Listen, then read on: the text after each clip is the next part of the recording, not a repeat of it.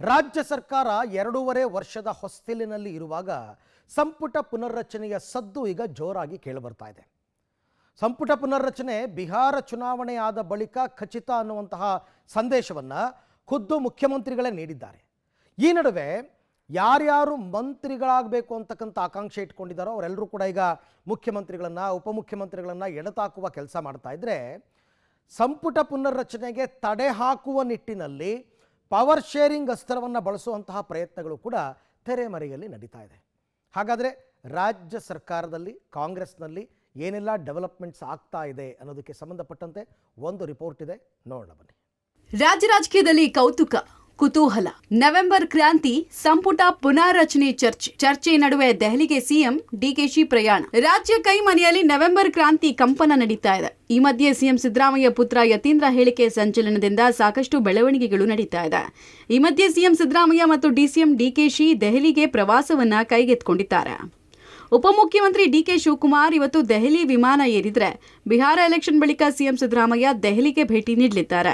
ಅಂದರೆ ನವೆಂಬರ್ 15ಕ್ಕೆ ದೆಹಲಿಗೆ ಸಿಎಂ ಸಿದ್ದರಾಮಯ್ಯ ತೆರಳಲಿದ್ದಾರೆ. ಕಪಿಲ್ ಸಿಬ್ಬಲ್ ಪುಸ್ತಕ ಬಿಡುಗಡೆ ಕಾರ್ಯಕ್ರಮದಲ್ಲಿ ಸಿಎಂ ಡಿಸಿಎಂ ಇಬ್ಬರು ಭಾಗಿಯಾಗಲಿದ್ದಾರೆ. ಈ ವೇಳೆ ಇಬ್ಬರು ಕಾಂಗ್ರೆಸ್ ಹೈಕಮಾಂಡ್ ಭೇಟಿ ಮಾಡುವ ಸಾಧ್ಯತೆ ಇದೆ.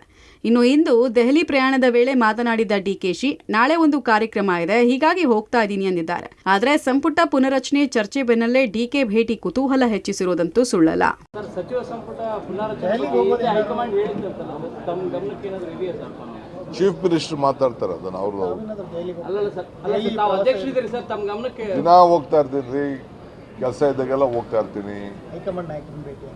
ಹೈಕಮಾಂಡ್ ನಾಯಕರು ಭೇಟಿ ಮಾಡಕ್ ಹೋಗ್ತೀನಿ, ನಿಮ್ಮನ್ನು ಭೇಟಿ ಮಾಡಕ್ ಹೋಗ್ತೀನಿ, ರೆಸ್ಟ್ ತಗೊಳಕ್ಕೂ ಹೋಗ್ತೀನಿ, ಶಾಪಿಂಗೂ ಹೋಗ್ತೀನಿ, ಕೋರ್ಟ್ ಕೇಸ್ಗೂ ಹೋಗ್ತೀನಿ, ಎಲ್ಲರಿಗೂ ಭೇಟಿ ಮಾಡಕ್ ಹೋಗ್ತೀನಿ. ಸಂಪುಟ ಪುನರ್ರಚನೆ ವಿಚಾರ ಯಾರು ಹೇಳಿದ್ದು? ನಾವು ಇದಕ್ಕೆ ಇವತ್ತು ಕಪಿಲ್ ಸಿಬ್ಬಲ್ ಅವರ ಕಾರ್ಯಕ್ರಮ ಹೊಂದಿದ್ದೀರಿ ಅಂತ ಹೇಳಿ. ಕಪಿಲ್ ಸಿಬ್ಬಲ್ ಅವರು ಒಂದು ಪುಸ್ತಕ ಬರೆದಿದ್ದಾರೆ, ಅದನ್ನು ಬಿಡುಗಡೆ ಮಾಡಕ್ಕೆ ಹೋಗ್ತಾ ಇದ್ದೀನಿ. ಹೋದಾಗೆಲ್ಲ ಭೇಟಿ ಮಾಡ್ತೀನಿ, ಯಾವಾಗ ಹೋದಾಗಲೂ ಭೇಟಿ ಮಾಡ್ತೀನಿ, ಡೆಲ್ಲಿಗೆ ಹೋದಾಗೆಲ್ಲ ಭೇಟಿ ಮಾಡ್ತೀನಿ. ಹೈಕಮಾಂಡ್ನವ್ರನ್ನ ಯಾಕೆ ಆಗಲೇಬೇಕು, ಬಿಕಾಸ್ ನಮ್ಮ ಹೈಕಮಾಂಡ್ ಅವರು. ಸೊ ರಾಜ್ಯದಲ್ಲಿ ಏನು ನಡೀತಾ ಇದೆ, ಆಡಳಿತ ಹೇಗೆ ನಡೀತಾ ಇದೆ ಅನ್ನೋದೆಲ್ಲ ಅವ್ರಿಗೆ ತಿಳಿಸ್ತಕ್ಕಂಥ ಪ್ರಯತ್ನ ಮಾಡ್ತೀನಿ. ನೋಡಪ್ಪ, ಹೈಕಮಾಂಡ್ನವರು ನಾವು 2.5 ವರ್ಷ ಆದಮೇಲೆ ಮಾಡ್ತೀವಿ ಅಂತ ಹೇಳಿದ್ದು. ಅವ್ರು ಹೈಕಮಾಂಡ್ನವ್ರು ಏನು ಹೇಳ್ತಾರೆ ಮಾಡಬೇಕು ಅಂತಂದರೆ ಮಾಡ್ತೀವಿ. ಏನು ಹೈಕಮಾಂಡ್ನವರು ಕ್ಯಾಬಿನೆಟ್ ಈಗ ಒಂದು 3-4 ತಿಂಗಳಿಂದ ಕ್ಯಾಬಿನೆಟ್ ರೀಸಬಲ್ ಮಾಡಿ ಅಂತ ಹೇಳ್ತಾ ಇದ್ರು. ಅದಕ್ಕೆ ನಾನು 2.5 ವರ್ಷ ತುಂಬಲಿ, ಅದಾದ್ಮೇಲೆ ಮಾಡೋಣ ಅಂತ ಹೇಳಿದ್ದೆ. 2.5 ವರ್ಷ ತುಂಬುತ್ತೆ, ಅದು ನೋಡಿ ಮಾತಾಡ್ತೀನಿ ಅವ್ರ ಜೊತೆ. ಉಪಮುಖ್ಯಮಂತ್ರಿ ಡಿಕೆ ಶಿವಕುಮಾರ್ ಒಂದು ದಿನದ ತುರ್ತು ದೆಹಲಿ ಪ್ರವಾಸಕ್ಕೆ ಹೋಗಿದ್ದಾರೆ. ನವೆಂಬರ್ 15ನೇ ತಾರೀಕು ಅಂದರೆ ಬಿಹಾರ ಚುನಾವಣೆ ಮುಗಿದ ನಂತರದಲ್ಲಿ ಸಿಎಂ ಸಿದ್ದರಾಮಯ್ಯ ಅವರು ಕೂಡ ದೆಹಲಿ ಪ್ರವಾಸಕ್ಕೆ ಹೋಗ್ತಾ ಇರುವ ಮುಂಚಿತವಾಗಿಯೇ ಹೋಗಿರುವಂಥದ್ದು ಸಹಜ ಕುತೂಹಲ. ಮತ್ತೊಂದು ಕಡೆ ಸಿಎಂ ಭೇಟಿ ಸಂದರ್ಭದಲ್ಲೂ ಮತ್ತೆ ದೆಹಲಿಗೆ ಹೋಗ್ತಾರ ಒಟ್ಟೊಟ್ಟಿಗೆ ಅಥವಾ ಪ್ರತ್ಯೇಕವಾಗಿ ಅನ್ನೋ ಕುತೂಹಲ ಉಳಿಸಿದೆ. ಆದರೆ ನವೆಂಬರ್ ಕ್ರಾಂತಿಯ ಮಾತಿನ ಬೆನ್ನಲ್ಲೇ ಸಿಎಂ ಡಿಸಿಎಂ ಇಬ್ಬರ ದೆಹಲಿ ಪ್ರವಾಸ ಸಾಕಷ್ಟು ಕುತೂಹಲವನ್ನಂತೂ ಹುಟ್ಟಾಕಿದೆ. ರಾಜ್ಯ ರಾಜಕೀಯದಲ್ಲಿ ನವೆಂಬರ್ ಕ್ರಾಂತಿ ಫಿಕ್ಸ್. ಸಂಪುಟ ಪುನರ್ರಚನೆ ಮಾಡಿದವರೇ ಸಿಎಂ ಆಗ್ತಾರೆ. ಮಾಜಿ ಸಚಿವ ರಾಜಣ್ಣ ಹೊಸ ವ್ಯಾಖ್ಯಾನ. ಸಂಪುಟ ಪುನರ್ರಚನೆ ನವೆಂಬರ್ ಕ್ರಾಂತಿ ಚರ್ಚೆ ನಡುವೆ ಮಾಜಿ ಸಚಿವ ರಾಜಣ್ಣ ಹೊಸ ವ್ಯಾಖ್ಯಾನ ಕೊಟ್ಟಿದ್ದಾರೆ. ಸಂಪುಟ ಪುನರ್ರಚನೆ ಯಾರು ಮಾಡ್ತಾರೋ ಅವರೇ ಸಿಎಂ ಆಗಲಿದ್ದಾರೆ ಅಥವಾ ಮುಂದುವರಿಯಲಿದ್ದಾರೆ ಅಂತ ತುಮಕೂರಿನಲ್ಲಿ ರಾಜಣ್ಣ ಹೇಳಿದ್ದಾರೆ. ಸಿಎಂ ಸಿದ್ದರಾಮಯ್ಯ ಅವರಿಗೆ ಸಂಪುಟ ಪುನರ್ರಚನೆ ಮಾಡೋಕೆ ಹೈಕಮಾಂಡ್ ಒಪ್ಪಿಗೆ ಕೊಟ್ರೆ ಸಿದ್ದರಾಮಯ್ಯನವರೇ 5 ವರ್ಷ ಸಿಎಂ ಆಗಿ ಮುಂದುವರಿಯೋದು ಖಚಿತ. ಇಲ್ಲಾಂದ್ರೆ ರಾಜಕೀಯದಲ್ಲಿ ಯಾವುದೇ ಬೆಳವಣಿಗೆ ನಡೀಬಹುದು ಅಂತ ರಾಜಣ್ಣ ಪರೋಕ್ಷವಾಗಿ ನವೆಂಬರ್ ಕ್ರಾಂತಿ ಬಗ್ಗೆ ಸುಳಿವು ಕೊಟ್ಟಿದ್ದಾರೆ. ಎಲ್ಲವೂ ಬಿಹಾರ ಚುನಾವಣೆ ಫಲಿತಾಂಶದ ಬಳಿಕ ನಡೆಯಲಿದೆ, ಅಲ್ಲಿವರೆಗೂ ಯಾವುದೇ ಬೆಳವಣಿಗೆ ಇಲ್ಲ ಅಂತ ಸ್ಪಷ್ಟಪಡಿಸಿದ್ದಾರೆ. ಈ ಮೂಲಕ ಸಿಎಂ ಸಿದ್ದರಾಮಯ್ಯ ಅವರೇ ಮುಂದುವರಿಬಹುದು ಅನ್ನೋದನ್ನ ರಾಜಣ್ಣ ಪರೋಕ್ಷವಾಗಿ ಹೇಳಿದ್ದಾರೆ. ಕರ್ನಾಟಕ ರಾಜಕೀಯದ್ದು ಬಿಹಾರ ಚುನಾವಣೆ ರಿಸಲ್ಟ್ ಬರೋವರೆಗೂ ಏನು ಆಫ್ಟರ್ ದಟ್ ಸಿದ್ದರಾಮಯ್ಯನವರಿಗೆ ರೀಶಫಲ್ ಮಾಡೋಕ್ಕೆ ಹೈಕಮಾಂಡ್ ಒಪ್ಪಿಗೆ ಕೊಟ್ಟರೆ ಅವರೇ 5 ವರ್ಷ ಇರ್ತಾರೆ. ರೀಶಫಲ್ ಮಾಡೋಕ್ಕೆ ಒಪ್ಪಿಗೆ ಕೊಡದೇ ಇದ್ರೆ ಮುಂದೆ ಏನಾಗ್ತದೆ ಅಂತ ಯಾರು ಹೇಳಲಿಕ್ಕಾಗಲ್ಲ. ಹೈಕಮಾಂಡ್ನವರು ಅವ್ರಿಗೆ ಒಪ್ಪಿಗೆ ಕೊಡದೇ ಇದ್ದಾಗ ಆಗ ಪೊಲಿಟಿಕಲ್ ಡೆವಲಪ್ಮೆಂಟ್ಸ್ ಇನ್ಎವಿಟಬಲ್ ಅಂತ ಆಗ್ತದೆ ಅಂತ ನನ್ನ ಒಂದು ಅಸೆಸ್ಮೆಂಟ್ ಅಷ್ಟೇ, ಯಾರು ಹೇಳೋದಲ್ಲ. ಬಿಹಾರ್ ಚುನಾವಣೆ ಕಳೆದ ಮೇಲೆ ಪೊಲಿಟಿಕಲ್ ಕೆಲವು ಸ್ಥಿತ್ಯಂತರಗಳು ಇಲ್ಲುವರೆಗೂ ಎಲ್ಲ ಕಡೆನೂ ಆಗ್ತಕ್ಕಂಥ ಸಂಭವ ಇದೆ ಅಂತೆ. ಕಾಂಗ್ರೆಸ್ನಲ್ಲಿ ಜೋರಾದ ಸಂಪುಟ ಪುನರ್ರಚನೆ ವಿಚಾರ. ಸಂಪುಟ ಪುನರ್ರಚನೆ ಆದ್ರೆ ಹೈಕಮಾಂಡ್ ಸೂತ್ರ ಏನು? ಸಂಪುಟ ಪುನರ್ರಚನೆ ನಡೆದ್ರೆ 12 ಸಚಿವರಿಗೆ ಗೇಟ್ ಪಾಸ್. ರಾಜ್ಯ ಕಾಂಗ್ರೆಸ್ನಲ್ಲಿ ನಾಯಕತ್ವ ಬದಲಾವಣೆ ಚರ್ಚೆ ನಡುವೆ ಸಂಪುಟ ಪುನರ್ರಚನೆ ಜಪ ಜೋರಾಗಿದೆ. ಸಂಪುಟ ಪುನರ್ರಚನೆಗೆ ಸಿಎಂ ಒಲವು ತೋರ್ತಾ ಇದ್ರೆ ಡಿಕೆಶಿ ಮೌನ ವಿರೋಧ ಮಾಡ್ತಿದ್ದಾರೆ. 2.5 ವರ್ಷದ ಅವಧಿ ಬಳಿಕ ಕುರ್ಚಿ ಬದಲಾವಣೆಗೆ ಡಿಕೆಶಿ ವೇಟ್ ಅಂಡ್ ವಾಚ್ ಅಸ್ತ್ರ ಪ್ರಯೋಗಿಸಿದ್ರೆ ಇತ್ತ ಪವರ್ ಶೇರಿಂಗ್ ವಿರುದ್ಧ ಸಿಎಂ ಪುನರ್ರಚನೆ ದಾಳ ಉರುಳಿಸಿದ್ದಾರೆ. ಹಿರಿಯರಿಗೆ ಪಕ್ಷ ಸಂಘಟನೆ ಹೊಣೆ ಕೊಟ್ಟು ಕಿರಿಯರಿಗೆ ಸಂಪುಟ ಮಣೆ ಹಾಕೋಕೆ ಸಿಎಂ ನಿರ್ಧರಿಸಿದ್ದಾರೆ. ಸಂಪುಟ ಪುನರ್ರಚನೆ ಹೈಕಮಾಂಡ್ ಸೂತ್ರ. ರಾಜ್ಯ ಕಾಂಗ್ರೆಸ್ನಲ್ಲಿ ಜೋರಾದ ಪುನರ್ರಚನೆಯ ಚರ್ಚೆ ವಿಚಾರ. ಕುರ್ಚಿ ಕಚ್ಚಾಟಕ್ಕೆ ಸಂಪುಟ ಪುನರ್ರಚನೆಯ ಮೂಲಕ ಸೆಡ್ಡು ಹೊಡೆಯೋದಕ್ಕೆ ಮುಂದಾಗಿದ್ದಾರೆ.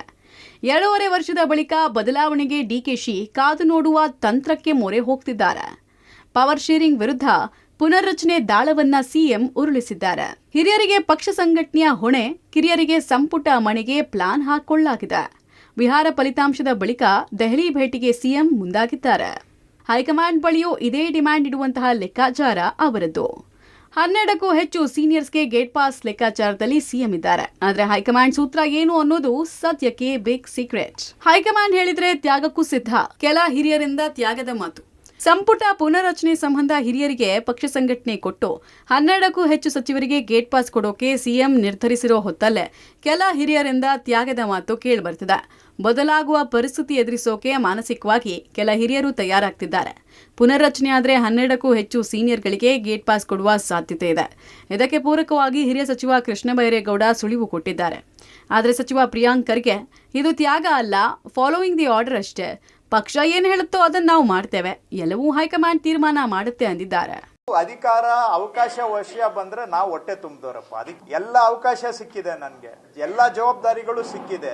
ಕೊಟ್ಟಿರೋ ಕೆಲಸ ಇನ್ನೊಂದಷ್ಟು ಮಾಡಬೇಕು, ಇನ್ನೂ ಮಾಡಕ್ ಆಗ್ತಾ ಇಲ್ಲ ಅನ್ನೋದು ನನ್ಗೆ ಕೊರತೆ ಕಾಡ್ತಾ ಇರೋದ್ರಿಂದ ನಾವ್ ಇನ್ನೇನ್ ಕೇಳಲಿಕ್ಕೆ ಸಾಧ್ಯ. ಈಗ ಎಲ್ಲ ಸೀನಿಯರ್ MLAs ಇರ್ಬೋದು, ಮಂತ್ರಿಗಳಿರ್ಬೋದು, ಎವ್ರಿಬಡಿ ಪಾರ್ಟಿ ಏನು ಹೇಳುತ್ತೆ ಅದನ್ನು ನಾವು ಮಾಡ್ಕೊಂಡು ಬರ್ತೀವಿ. ನಾಳೆ ಇಲ್ಲಪ್ಪ ಇದೆಲ್ಲ ಸಾಕಾಗಿದೆ, ನೀವೆಲ್ಲ ಪಕ್ಷದ ಚಟುವಟಿಕೆಗಳು ಇಳಿರಿ ಅಂದರೆ ಎಲ್ಲರೂ ಇಳಿಬೇಕಾಗುತ್ತೆ. ಆಬ್ಸಲ್ಯೂಟ್ಲಿ ತ್ಯಾಗಲ್ಲ. We are following orders. ಈಗ ಪಕ್ಷದಿಂದ ನಾವಲ್ಲ, ನನ್ನಿಂದ ಪಕ್ಷ ಅಲ್ಲ. ಪಕ್ಷದ ಕೆಲಸ ಮಾಡು ಅಂದಾಗ ಇಲ್ಲ ಅನ್ನೋಕ್ಕಾಗುತ್ತಾ? No, everybody has to follow. ಅದು ನಾನಿರ್ಬೋದು, ದಿನೇಶ್ ಅವರು ಇರ್ಬೋದು, ಬೈರೇಗೌಡರು ಇರ್ಬೋದು, ಎಲ್ಲರೂ ಕೂಡ ಪಕ್ಷ ಏನು ಹೇಳುತ್ತೆ ಎಲ್ಲದಕ್ಕೂ ನಾವು ಸಿದ್ಧರಿದ್ದೇವೆ.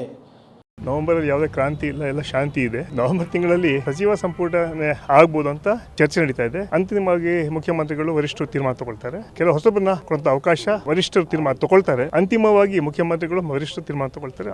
ನಾನು ಡಿಸೆಂಬರ್ ಕಳೆದ ಮೇಲೆ ಜನವರಿಯಲ್ಲಿ ಶುಕ್ರದೇಶ ಬರ್ತದೆ ಅಂತ ಹೇಳಿದ್ದು ನಿಜ. ಅದು ಬರುತ್ತೆ, ಅದರಲ್ಲಿ ಯಾವುದು ಕೂಡ ಆತಂಕ ಬೇಡ. ಈಗ ಯತೀಂದ್ರ ಹೇಗೆ ಹೇಳಿದರು ಹಂಗೆ ನಮ್ಮ ಫಾಲೋವರ್ಸ್ನು ಕೂಡ ನಮ್ಮದ ಬಗ್ಗೆ ಹೇಳ್ತಿರ್ತಾರೆ. ಅವ್ರ ಭಾವನೆ, ಅವರವರ ಭಾವಕ್ಕೆ ಅವರವರ ಭಕ್ತಿ. ನಾನು ಯಾವಾಗಲೂ ಯಾವುದೂ ಕೇಳಿ ಪಡ್ಕೊಂಡಿರ್ತಕ್ಕಂಥದ್ದಲ್ಲ, ತಾನೇ ಬರುತ್ತೆ. ಅದು ಭಗವಂತನ ದಯಾ, ಅದು ಹೈಕಮಾಂಡದ ಇಚ್ಛೆ. ಅದರಿಂದ ಅವ್ರು ಏನು ಜವಾಬ್ದಾರಿ ಕೊಡ್ತಾರೆ ಅದನ್ನು ನಿರ್ವಹಿಸ್ತಕ್ಕಂಥ ಕೆಲಸವನ್ನು ಮಾಡ್ತಾರೆ. ಡಿಸೆಂಬರ್ ಲಕ್ಕಿ ಇದೆ. Thank you. ನನ್ನ ಬಗ್ಗೆ ಅಭಿಮಾನ ಇಟ್ಟುಕೊಂಡಿದ್ದಕ್ಕೆ ನಿಮ್ಮೆಲ್ಲರಿಗೂ ಕೂಡ ತುಂಬ ಹೃದಯದ ಧನ್ಯವಾದಗಳು. ಕಾಂಗ್ರೆಸ್ನಲ್ಲಿ ಸಂಪುಟ ಪುನರ್ರಚನೆಗೆ ವೇದಿಕೆ ಸಿದ್ಧ ಆಗ್ತಾ ಇದೆ. 12ಕ್ಕೂ ಹೆಚ್ಚು ಹಿರಿಯ ಸಚಿವರನ್ನ ಕೈಬಿಟ್ಟು ಕಿರಿಯರಿಗೆ ಮಣೆ ಹಾಕಬೇಕನ್ನುವಂಥ ಚರ್ಚೆಗಳು ಕೂಡ ನಡೀತಾ ಇದ್ದಾವೆ. ಈ ಬೆನ್ನಲ್ಲೇ ಕೆಲ ಹಿರಿಯ ಸಚಿವರಿಂದ ತ್ಯಾಗದ ಮಾತುಗಳು ಕೂಡ ಕೇಳಿ ಬರ್ತಿದ್ದಾವೆ. ಕೃಷ್ಣ ಬೈರೇಗೌಡರು ಈಗಾಗಲೇ ಹೈಕಮಾಂಡ್ ಹೇಳಿದರೆ ಸ್ಥಾನ ಬಿಟ್ಕೊಡ್ತೇನೆ ಅನ್ನುವಂಥ ಮಾತನ್ನು ಹೇಳಿದ್ದಾರೆ. ಇವತ್ತು MLC ಸಲೀಂ ಅಹಮದ್ ಅವರು ಕೂಡ ನವೆಂಬರ್ನಲ್ಲಿ ಯಾವುದೂ ಕ್ರಾಂತಿ ಆಗೋದಿಲ್ಲ, ಆದರೆ ಪುನರ್ರಚನೆ ಆಗಬಹುದು, ಹೊಸಬ್ರಿಗೆ ಅವಕಾಶ ಮಾಡಿಕೊಡ್ಬೋದು ಅನ್ನುವಂಥ ಆಶಾಭಾವನೆಯನ್ನು ವ್ಯಕ್ತಪಡಿಸಿದ್ದಾರೆ. ಇವತ್ತು ಬೆಂಗಳೂರಿನಲ್ಲಿ ಪ್ರಿಯಾಂಕ್ ಖರ್ಗೆ ಅವರು ಕೂಡ ಮಾತನಾಡಿದ್ದಾರೆ. ಅವ್ರ ಪ್ರಕಾರ ನಾವು ತ್ಯಾಗದ ಮಾತಲ್ಲ, ಆದರೆ ಫಾಲೋಯಿಂಗ್ ದ ಆರ್ಡರ್, ಹೈಕಮಾಂಡ್ ಎಲ್ಲವನ್ನು ಕೂಡ ತೀರ್ಮಾನ ಮಾಡುತ್ತೆ ಅನ್ನುವಂಥ ಮಾತನ್ನು ಹೇಳಿದ್ದಾರೆ. ಒಟ್ಟಾರೆ ರಾಜ್ಯ ಕಾಂಗ್ರೆಸ್ನಲ್ಲಿ ನಡೀತಾ ಇರುವ ರೀಶಫಲ್ ವರ್ಸಸ್ ಪವರ್ ಶೇರ್ ವ್ಯಾಜ್ಯ ಹೈಕಮಾಂಡ್ ಮೆಟ್ಟಿಲೇರಿದೆ. ಬಿಹಾರ ರಿಸಲ್ಟ್ ಬಳಿಕ ದೆಹಲಿ ದಂಗಲ್ ಜೋರಾಗುವುದು ನಿಶ್ಚಿತವಾಗಿದೆ. Political bureau, Public TV.